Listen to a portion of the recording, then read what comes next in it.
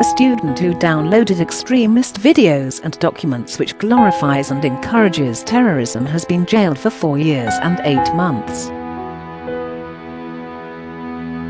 Liam Fenn downloaded an enormous amount of material, even after receiving a clear warning, when he was referred to the Prevent Counter-Terrorism Scheme. The 21-year-old, from Wigan, Greater Manchester, downloaded a number of issues of Rumiyah, an online propaganda magazine used by Islamic State, and other extremist documents.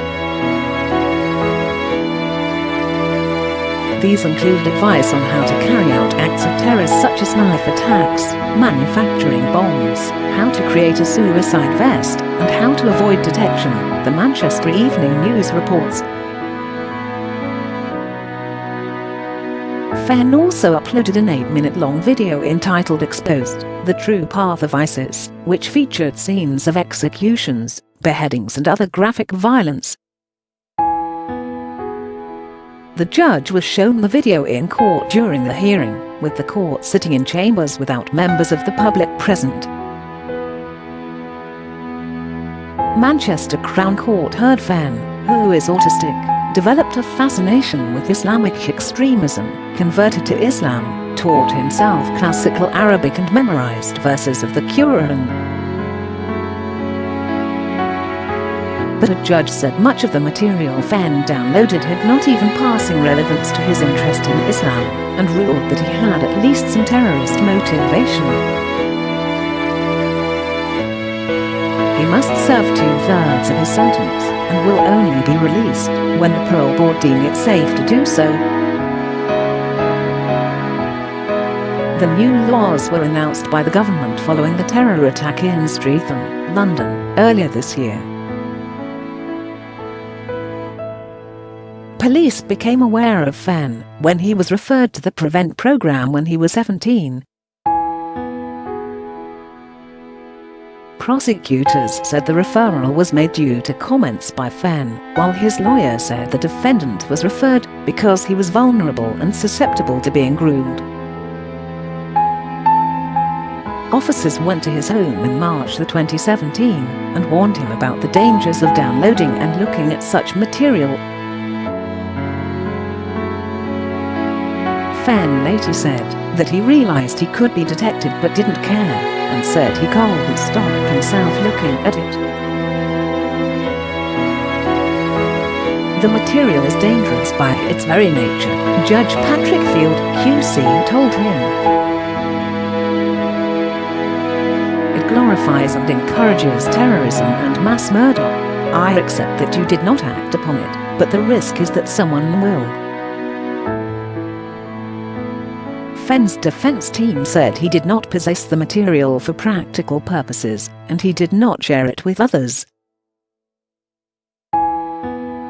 Police found that Fenn had sent emails to the jihadist network Al-Muhajirun, asking about how best to conduct jihad.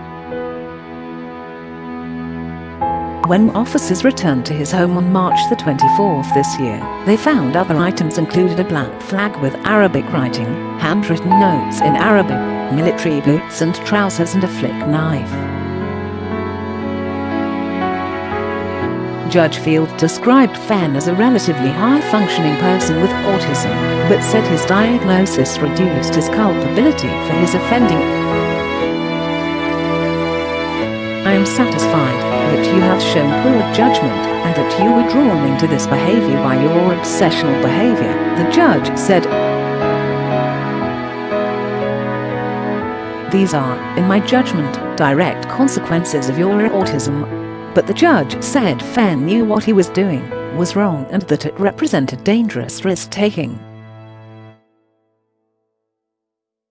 Liam Fenn was jailed on Tuesday at Manchester Crown Court for 4 years and 8 months, after pleading guilty to 8 counts of possession of documents or records likely to be useful to a person preparing or committing an act of terrorism, Section 58 of the Terrorism Act 2000, and 1 count of encouraging acts of terrorism, Section 1 of the Terrorism Act 2006.